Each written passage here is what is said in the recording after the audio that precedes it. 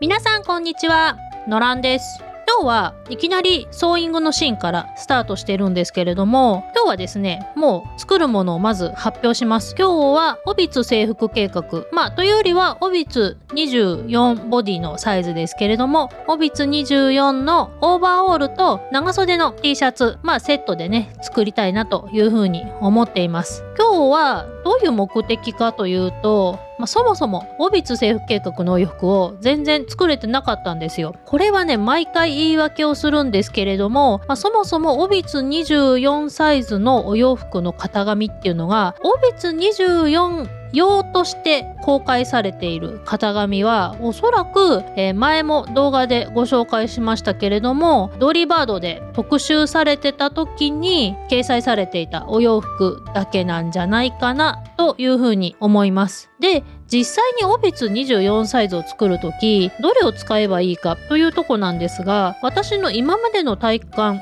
ですと、まずトップス、ブラウスだったり T シャツだったりっていうのは割と22サイズでいいのかなというところです。ただあくまでも私が持っているのは S サイズのバストなので、バストサイズが変わると多分その辺変わってくるんですけど、 S サイズのバストであれば22でだいたいいけるんじゃないかなというふうに思います。で、問題は下なんですよね。こちらがスカートならまだいいんですけれども、パンツがやっぱネックですよね。主に腰回り、ヒップの大きさ、あとはウエスト、あと個人的にはね、この股上というんですっけ、ウエストから股にかけての長さだったりっていうところが結構特徴的なんですよね、オビツ24サイズっていうのは。なのでいわゆる22サイズの型紙ですと当然絶対ちっちゃいですし、27センチサイズで作っても足の長さはそこまで長くないんだけど、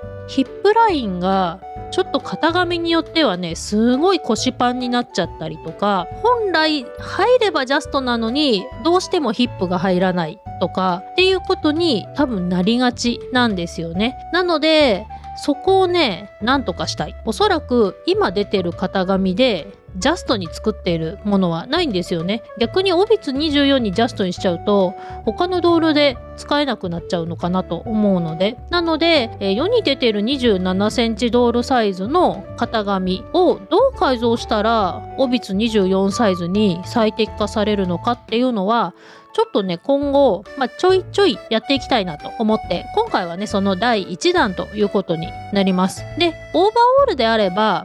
多少ガバッとしてても対応できますし、オーバーオールを作ることでね、今後パンツを作る上での参考というかね、方針が決まってくるかなというふうにも思ったので、今日はね、オーバーオールを作っていきたいと思います。で、オーバーオールはこれ前も同じ型紙を使った気がしますけれども、前作った時はね、確か22センチドールサイズでルルコちゃん用に作った気がしますので、今回は27センチドールサイズの、オーバーオールの型紙と、あとは22センチドールサイズの長袖の T シャツの型紙を使ってね、作っていきたいなと思います。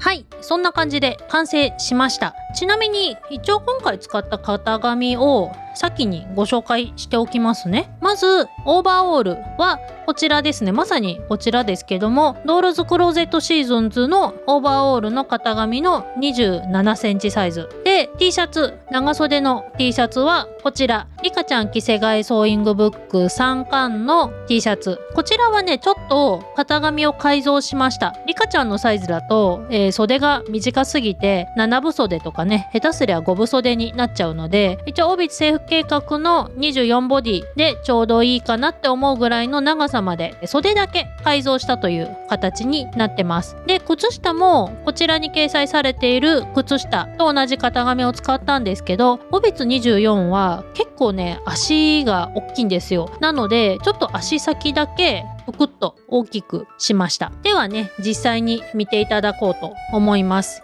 じゃーん。はい、今回のモデルはオビツ制服計画オビツ24ボディの八重坂しのちゃんの夏季休暇バージョンになります。どうですか？結構ね、理想的と言っていい感じの仕上がりになりました。オーバーオールはね、ずっと作りたくてうまく作れなくてをずっと繰り返してきていた鬼門のお洋服の一つだったんですけど、ここに来てほぼ理想形と言っていいぐらいに綺麗にできたんじゃないかなというふうに思います。結果としてね、今回そのオーバーオールは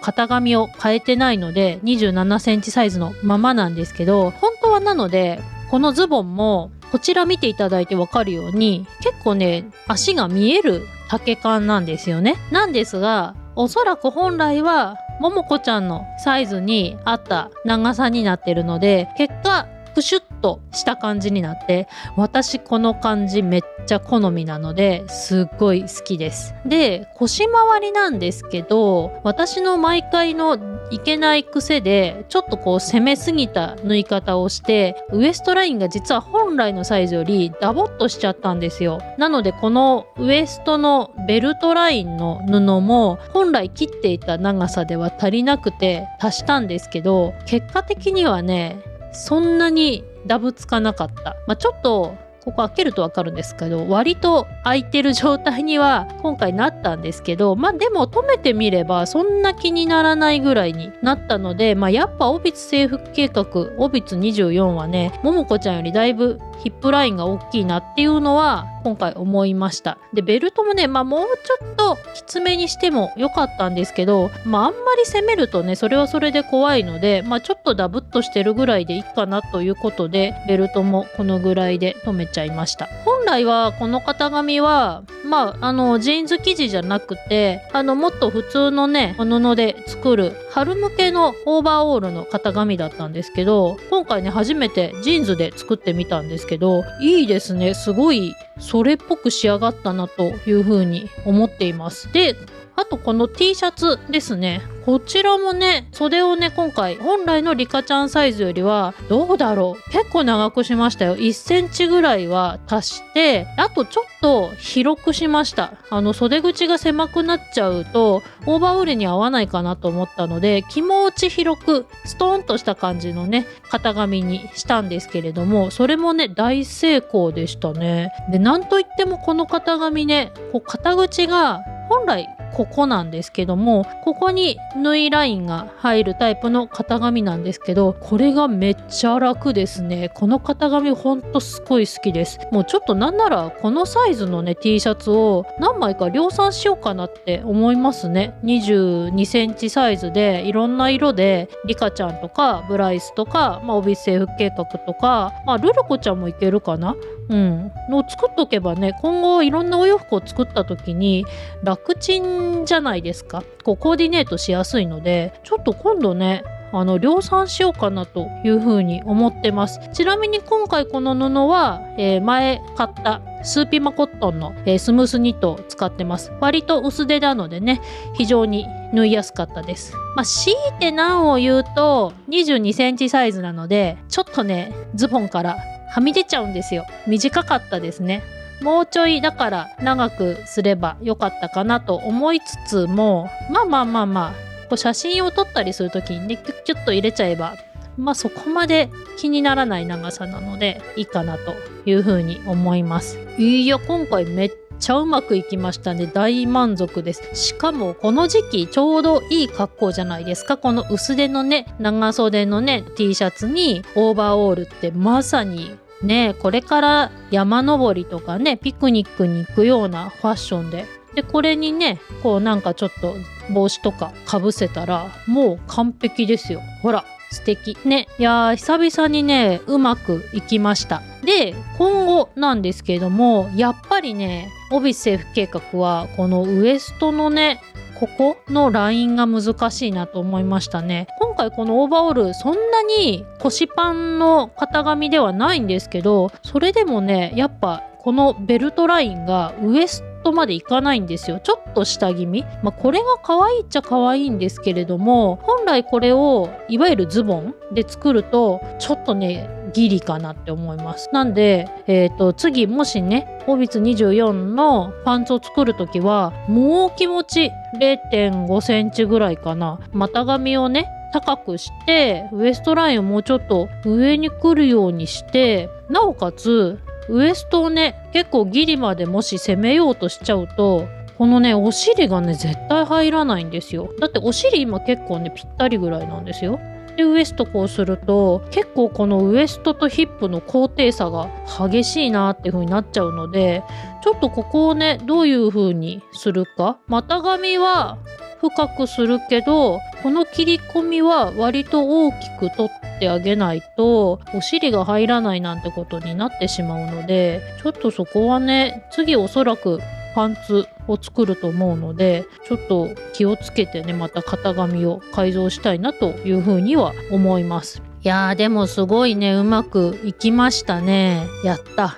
ね。ホビッツ征服計画もねお外でお写真を撮ると本当すごく漏れるドールなので、ドールに漏れるも何もないんですけど漏れるドールなのでね、できればねぜひこの秋のうちにお外でねお出かけしてお写真とかもまたね撮りたいなというふうに思います。本日はオビツ征服計画オビツ24サイズのオーバーオールと T シャツを作りました。それではまた次回の動画でお会いしましょう。